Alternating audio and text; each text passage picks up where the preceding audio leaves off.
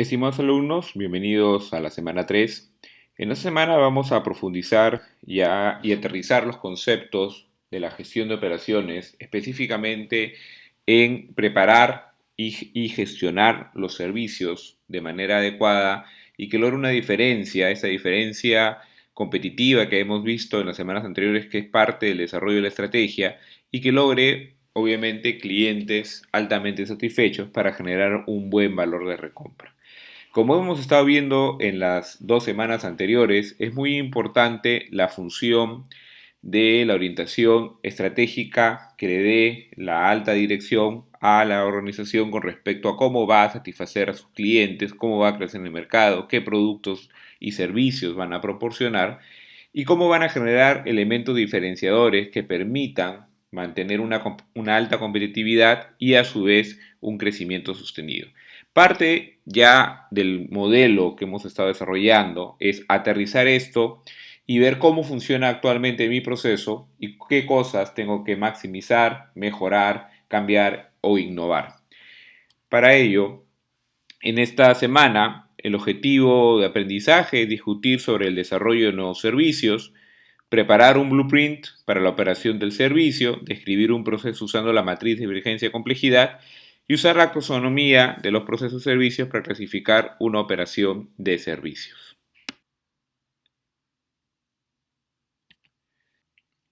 Veamos ahora lo referente a los niveles de innovación. Cuando uno comienza a diseñar un nuevo servicio, tiene que venir alineado con el objetivo estratégico, cuál es la visión de la empresa y cuál ha decidido la empresa que va a ser su elemento diferenciador, aquel que va a generar un valor diferente en el cliente, que a su vez va a buscar que esto sea el generador de crecimiento, el elemento diferenciador, etcétera. Normalmente, en todo proceso de desarrollo de un nuevo servicio se tiene que pensar en un concepto de innovación, debido a que la innovación me va a permitir generar algo diferente. Al menos que yo decida hacer una estrategia de seguir al líder, que es ir copiando lo que éste viene haciendo y tratando de superarlo en el tiempo, normalmente lo que tengo que hacer es buscar un elemento innovador en mi servicio que genere una pequeña diferencia o una diferencia mayor dependiendo del tipo de innovación que quiero realizar. Dentro de la clasificación de los tipos de innovación tenemos la innovación radical, que es un cambio mayor, que es algo que realmente genera una diferencia respecto a la situación actual, ¿no? Normalmente puede ser, como dice, subclasificada en innovación mayor, nuevos servicios orientados al uso de información y base tecnológica. Muchos de los elementos de la estrategia y servicios en línea han sido innovaciones mayores en su momento. Hoy en día ya probablemente se convierte en una innovación menor, que lo vemos y lo sentimos probablemente en los equipos como los celulares inteligentes. En su momento un iPhone y la innovación de no tener un teclado, de todo ser táctil, de la forma que tenía era totalmente una innovación mayor. Hoy en día cada vez que nos presentan un nuevo producto, lo que hacen probablemente es hacer un poco más delgado, un poco más rápido, un poco más con duración de baterías, etcétera, pero todavía no sentimos que hay esa innovación mayor que sí vimos al principio. Las innovaciones mayores son realmente un reto para las organizaciones y cambian en algunos casos la forma como se gestiona ese tipo de negocios. Otro concepto es iniciar un negocio, es dar un nuevo servicio para un mercado existente. Probablemente ese tipo de innovación radical es cuando yo veo un servicio que se da en alguna latitud y lo trato de replicar buscando un mercado que ya existe y que le es difícil acceder a ese servicio. En esos casos la ubicación es un elemento importante porque ese mercado no contiene ese servicio y para este mercado esa es una innovación radical.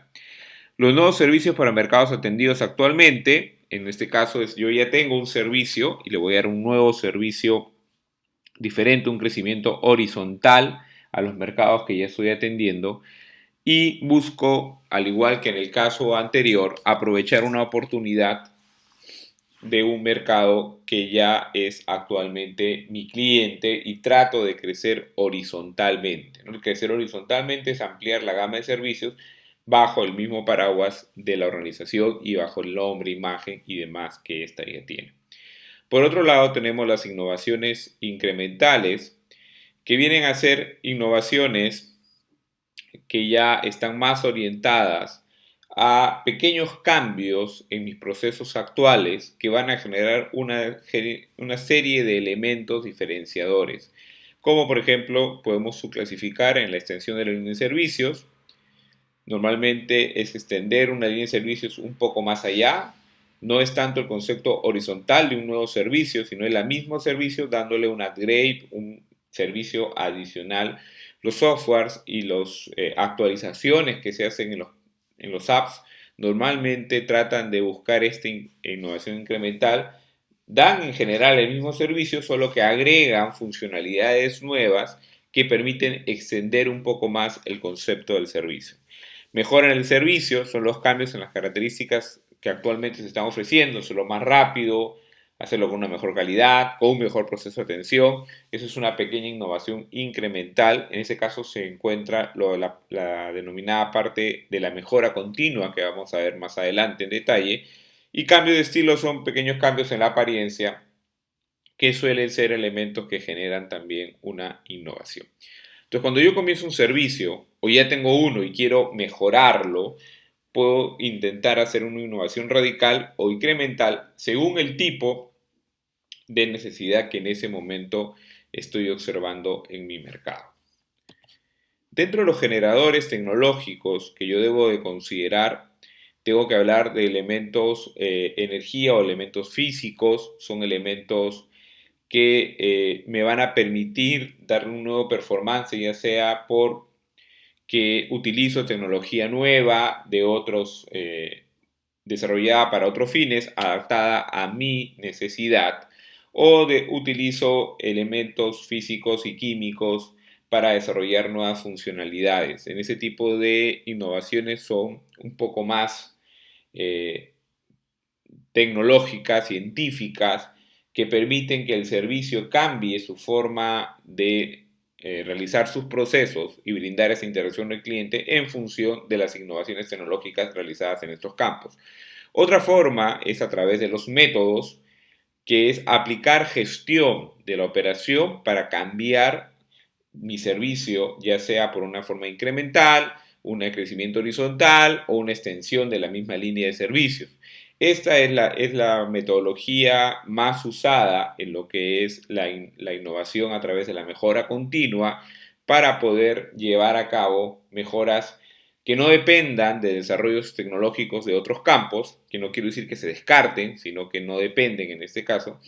Y finalmente, otro elemento generador de innovación es ya el uso en sí de la información, como en su momento lo fue el uso del correo electrónico, que hoy en día es una de las bases más importantes para generar innovación en los servicios. Dentro de los elementos que yo debo de definir en mi diseño de servicios, vamos a clasificarlos en dos, lo que son los elementos estructurales y los elementos de gestión. Los elementos estructurales, vamos a hablar del sistema de atención, el diseño de las instalaciones, la locación, el planeamiento de la capacidad. Y los elementos de gestión, vamos a hablar de la calidad, la gestión de la capacidad y la demanda, que es un elemento muy importante en la gestión de servicios, y el concepto de la gestión de la información.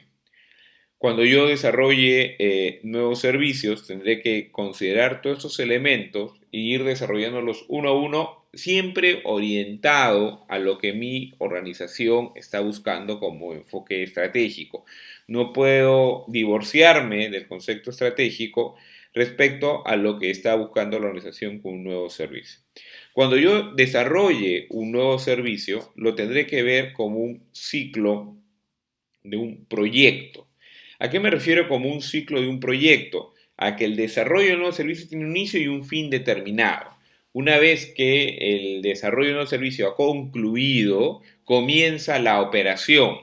sea, cuando yo desarrollo un servicio hasta la etapa que lanzo el servicio, en ese momento estoy a través de un proyecto, porque es un proceso único que va a generar un producto único y este producto único después va a pasar a ser operativo, que ya es la administración de la operación propiamente dicha. Dentro de este concepto único tenemos cuatro etapas bien marcadas. La etapa del desarrollo, que es la formulación del nuevo servicio, objetivos y derivado de los objetivos y estrategias. Tengo que ver cuál es la idea que yo quiero desarrollar, cuál es el concepto, muy importante desarrollar el concepto, es el elemento primordial que me va a brindar la guía de qué debo desarrollar en el servicio.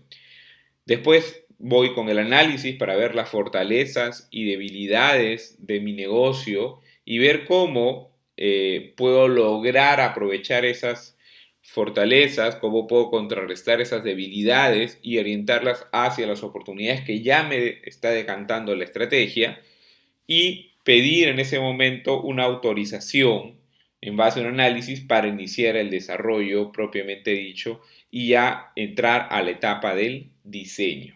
Cuando yo entro a la etapa del diseño, ya tengo que tener un concepto de procesos, operaciones mucho más detalladas, tengo que tener ya un esquema de marketing definido, qué cosa voy a promocionar que va a poder brindar este servicio, tengo que ya comenzar a entrenar personal. Acordémonos que el tema del personal en el desarrollo de servicios es un elemento muy importante, ya que la interacción con el cliente es un elemento clave del desarrollo de servicios y ya tendré que hacer mis primeras pruebas de mercado para finalmente entrar a la última etapa, que es el lanzamiento del servicio, donde ya acaba la etapa de diseño y desarrollo y comienza la etapa de operaciones. Este ciclo tengo que considerar cuál es mi capacidad personal, mis sistemas actualmente, la tecnología con la que cuento y cómo voy a poder orientar todo esto a través de las operaciones. Un elemento importante que nos va a permitir plasmar y hacer este plano de cómo va a desarrollarse la operación es el denominado blueprint que vamos a ver a continuación. El nombre de blueprint viene específicamente de esos planos antiguos. Ustedes algunos han visto esos planos azules donde eh, se hacían los primeros planos de las casas, que era como la carcasa original y antes de iniciar la construcción. En el caso del servicio, el blueprint lo que va a tratar es de diferenciar elementos claves que uno tiene que desarrollar al momento de comenzar a pensar en una operación, ya sea un servicio nuevo o uno existente. Pueden haber casos de procesos actuales y de servicios actuales que no cuenten con un blueprint en vista de que no ha sido pensado como un elemento estructurado, pero eso es una herramienta muy importante y que siempre se sugiere ser desarrollada en esta etapa. El blueprint tiene diferentes elementos. En la parte superior tiene lo que le llaman las evidencias físicas, que son todas aquellas partes de la infraestructura que el cliente va a interactuar. La primera etapa, que es el primer bloque superior del blueprint, es todo lo relacionado a la interacción con el cliente y para ello se menciona de manera adecuada el elemento denominado evidencia física.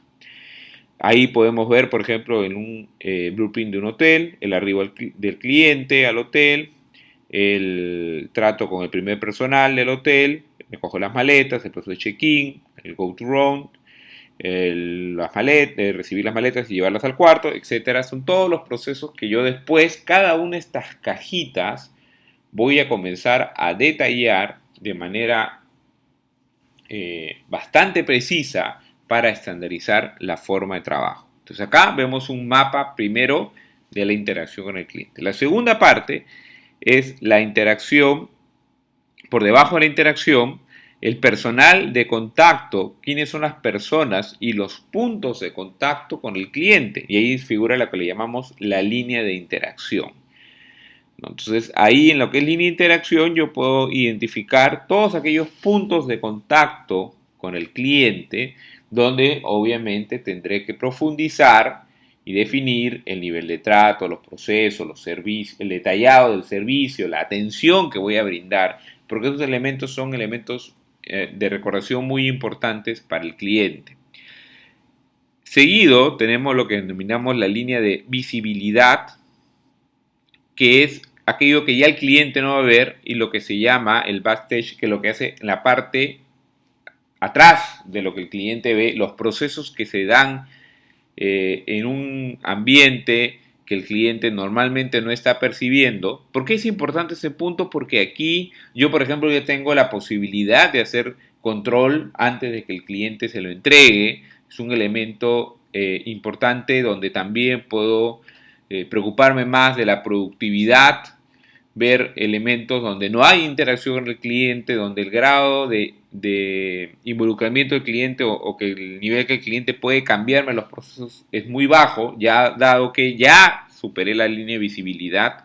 Y finalmente tenemos la línea interna de interacción cuando yo busco la interacción de algunos procesos de soporte que me permitan brindar adecuadamente un servicio según lo que yo estoy tratando de diseñar. Entonces, en este punto, lo que vamos a ver es que este blueprint marca los elementos claves de contacto con el cliente, las evidencias físicas que el cliente va a acceder, los procesos principales que se denominan atrás de la línea de visibilidad y finalmente los procesos de soporte.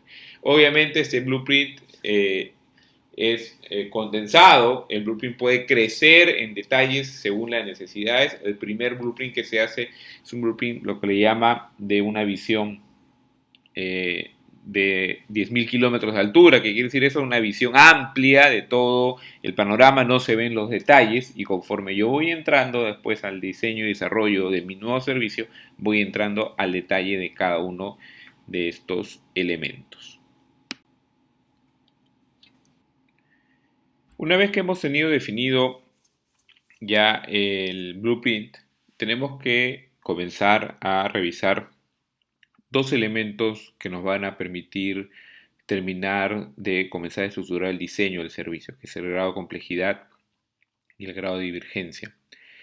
En este caso, el grado de complejidad mide el número de actividades que hay en un blueprint. Por ejemplo, una clínica es menos compleja que un hospital. Eso nos va a permitir ver el nivel de estandarización y detalle en las operaciones y tamaño de personal, infraestructura de soporte que debemos de tener. Y el grado de divergencia es el grado de criterio permitido para servir en un servicio customizado, valga la redundancia.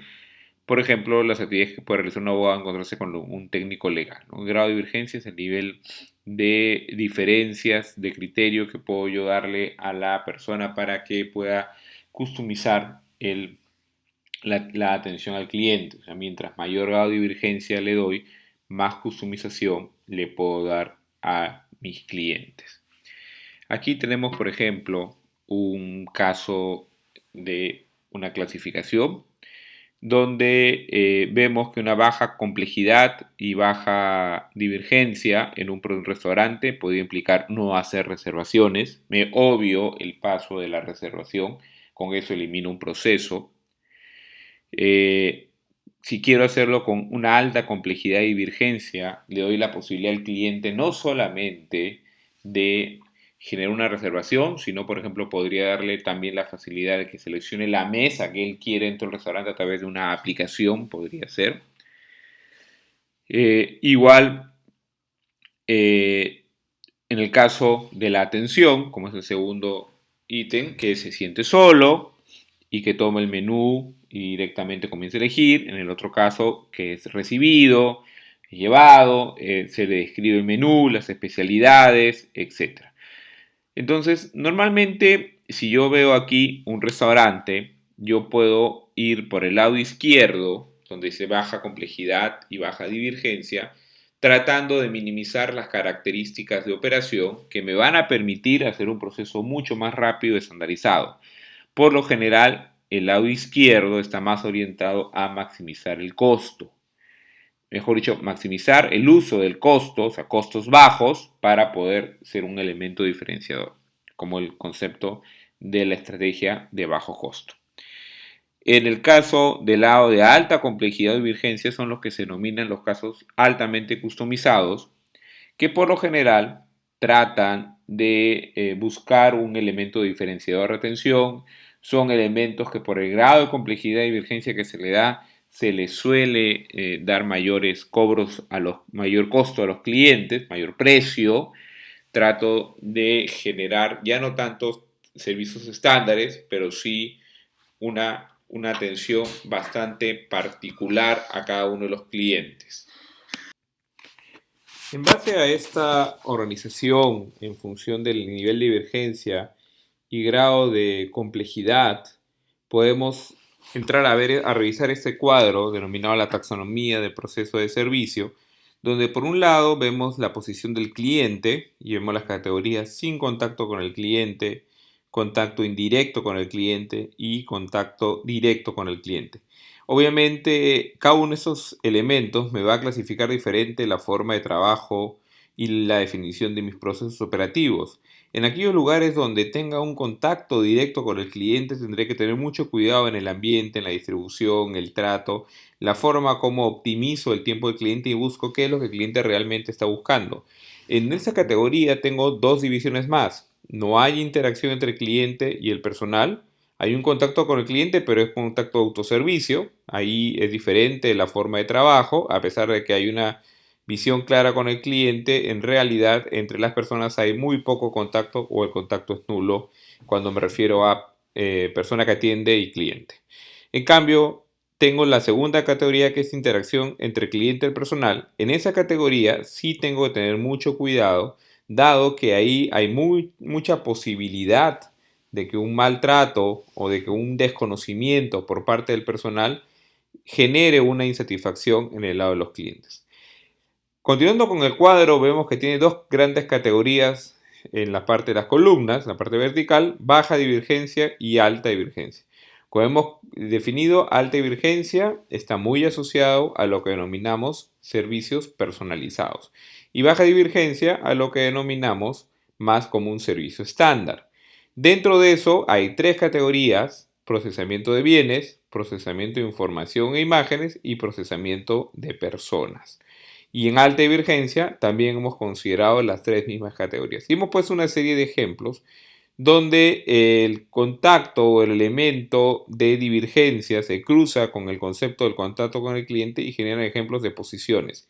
En función de cada una de estas posiciones, yo encuentro una forma que las diferentes industrias de servicios han logrado medianamente estandarizar y donde cuando existe una innovación en los procesos es cuando genera un elemento diferenciador y es así como comienza la competitividad y el desarrollo, la mejora continua o la innovación tecnológica para poder buscar una serie de mejoras de diferentes estilos. Por ejemplo, cada vez más se va eliminando el concepto de transacciones bancarias con contacto con el cliente y se busca más, por ejemplo, la transacción bancaria con el contrato indirecto con el cliente a través del uso de plataformas web.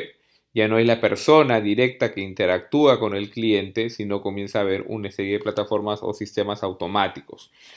En algunos casos, la exageración de reducir el contrato con el cliente se debe para poder reducir costos y se suele entender que aquellos contactos amplios con el cliente, personalizados, son servicios un poco más costosos, por lo que incluyo en un costo de mano de obra, tengo que haber un entrenamiento, y en cambio en el otro lado es un proceso más automatizado. La diferencia con el concepto de baja divergencia también es que son procesos normalmente más rápidos de atención. En este caso, en ambos elementos tengo que tener mucho cuidado con el tema de personal. Y para eso les presento el siguiente gráfico, que es una propuesta de cómo se puede interactuar y ver el concepto de satisfacción de la persona con respecto a la satisfacción del cliente, ¿no? Esa es una propuesta de Rivera y Hughes que trata de entender un poco cómo la calidad final que va a percibir el cliente se ve directamente relacionada o se ve influenciada por la satisfacción del empleado. Sobre todo en aquellos casos donde hemos visto que tenemos alta divergencia y a la vez alto nivel de contacto con el cliente. En el caso de calidad en el servicio interno, en la forma como yo trato, el diseño del lugar de trabajo, las tareas, la amplitud, la recompensa, el reconocimiento, información, comunicación y diferentes herramientas de trabajo genera una satisfacción del empleado. Esa satisfacción del empleado genera un elemento de retención muy importante para mantener los altos conceptos de estandarización, para poder manejar una adecuada productividad del empleado y eso genera un mejor valor del servicio y a su vez, con un mejor valor del servicio, con el cumplimiento sobre todo de los procesos, se genera una alta satisfacción del cliente, lo cual a su vez me genera que yo tengo un alto nivel de fidelidad del cliente hacia el servicio y con ello aumento los ingresos y utilidad.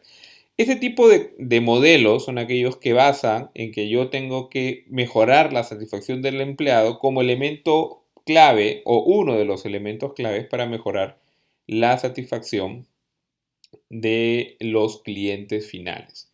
Bajo este punto de vista, es muy importante ver en la parte de servicios la función de las personas dentro de la operación.